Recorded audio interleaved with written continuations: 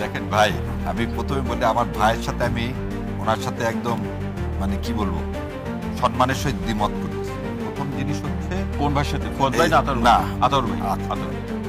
প্রথম জিনিস হচ্ছে যে আট দল করেছেন এবং আট দল বাংলাদেশ জামাত ইসলামের নেতৃত্বে অন্যরা সবাই নেতৃত্ব মিলে একটা আট দল করেছেন এবং as far as I am concern যে এখানে বাংলাদেশ জামাত ইসলামের আমির সাহেব এবং ওনারা মিলে বসে ঠিক করবেন যে যদি ইলেকশনে ইনশাল্লাহ আল্লাহ এই দল আট দলকে জয়যুক্ত করেন তাহলে কে কি হবেন প্রধানমন্ত্রী। এবার সেটা ইলেকশনের আগেই ঘোষণা দেবেন, এরকম না যে ইলেকশনের পরে দেবেন। এটা একটা জিনিস বললাম। দ্বিতীয় একটা কথা বললাম, ওনার আর একটা কনসার্নেও আমি দ্বিমত পোষণ করতেছি। তার গিয়ে আসবে কি আসবে না তার সাথে এই নির্বাচনে কোনো সম্পর্ক নাই। এবং তৃতীয় নম্বর কথাতেও আমি দ্বিমত করতেছি, তারেক জিয়া আসবে কি আসবে না এটা আট দল না, এবি পার্টি না, এটা বাংলাদেশের কারোই হেডেক হওয়ার কথা না। কারণ এটা একমাত্র বিএনপির ব্যাপার, বিএনপি ঠিক করবে, বিএনপি বুঝবে, এটা প্রথম থেকে বলে এসছি। দ্বিতীয় কথা তুষার ভাই একটু আগে বললো, তুষার ভাই তো প্রথম দিকে ছিল না, প্রথমে কিন্তু আমরা বলছি যে বাংলাদেশের 3টা ইলেকশন বাদে আর কোনো ইলেকশন ফ্রি ফেয়ার হয়নি। সেই 3টা ইলেকশনের কথা আমরা বলছি 91, 96, 2001। এবং 96 সালে ভাই যেমন বললেন যে 96 সালে জামাত ইসলাম 3টা সিট পাই, 3টা সিট পাওয়া অন্যায় না। যেমন 90 সালে তারা 17টা সিট পাইছিল। তো মানুষ যদি প্রত্যাখ্যান করে তাহলে তো কিছু করার নাই। তার মানে ক্রেডিবল ভোট হয়ে এবারে যদি জামাতকে প্রত্যাখ্যান করে কিছু করার আছে, কিছু করার নাই।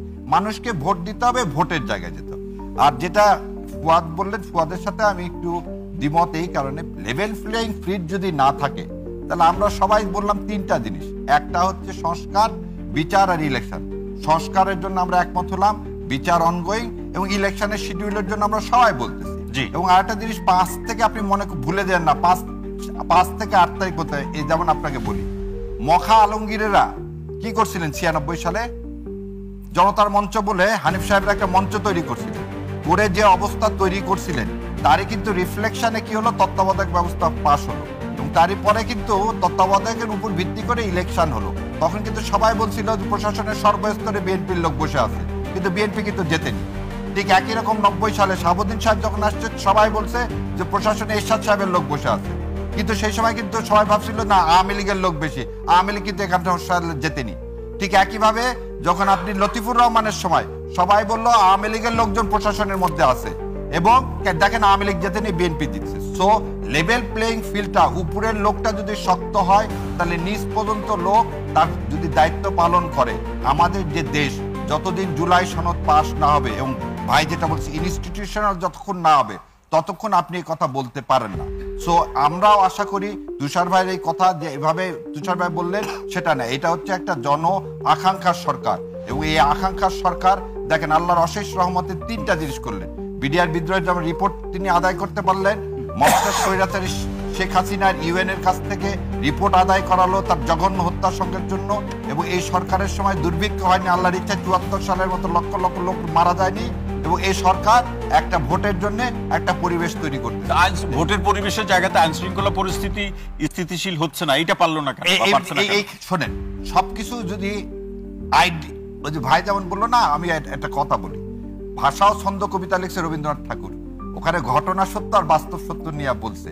আপনি ইলেকশনে যে ফুয়াদ বললো, আপনার প্রথমে বাংলাদেশ জামাত ইসলাম বলছিল টেস্ট কেস হিসাবে আপনারা লোকাল গভর্নমেন্টে ইলেকশন দেন, বিএনপি বলে না না না এটা দেওয়া যাবে না, একবারে আপনি পার্লামেন্টে ইলেকশন দেন। সো টেস্ট কেস হিসাবে তো আপনি দিতে পারতেন, আজকে সেটা দেননি, পার্লামেন্ট ইলেকশন, এবং আমরা সবাই দায়বদ্ধ এটা একটা ভালো ইলেকশন করার জন্য। এবং আমি কেন 5 তারিখ থেকে 8 তারিখের কথা বললাম, সেটা পুলিশ ছিল না, কেউ ছিল না, আমরা আমাদেরটা পাহারা দিছি। আর 20 জন লোক মারা যাচ্ছে, এই যে কথাগুলো এইভাবে আসতেছে, আওয়ামী লীগ তো মারা প্রতিদিন, আওয়ামী লীগ তো অকারেন্স করতেছে, আওয়ামী লীগের টাকা এখানে ইন্ডিয়ান বর্ডার দিয়ে টাকাগুলো আসতেছে দেশে অস্থিরতা করার জন্য, সেটাকে তো আপনি আমি অস্বীকার করতে পারবো না। সেটা ঠেকাতে পারছেন না, এটা এই যে ঠেকাতে পারছেন না কেন, এই যে কথাটা বলতেছি সেই জন্য ওই জায়েদ ভাইয়ের কথা দেখেন, অনবরত একজনের সাথে আর একজনের সাথে যে যুদ্ধ করার জন্য তো আওয়ামী লীগের বট বাহিনী লেগে আছে, তারপরে তো আমরা স্থিতিশীল। আপনি দেখেন তো জামাত বিএনপির কয় জায়গায় মারামারি হয়েছে গত 18 বছরে, বা জামাত বিএনপি বাদ দিলাম, এবি পার্টির সাথে কোন পার্টির মারামারি হয়েছে? হয়নি তো ভাই। তো বিচ্ছিন্ন কোনো ঘটনাকে হাইলাইট করা যাবে না, আমরা এক জায়গায় একতাবদ্ধ, ভারতীয় আধিপত্যবাদ এবং আওয়ামী লীগের।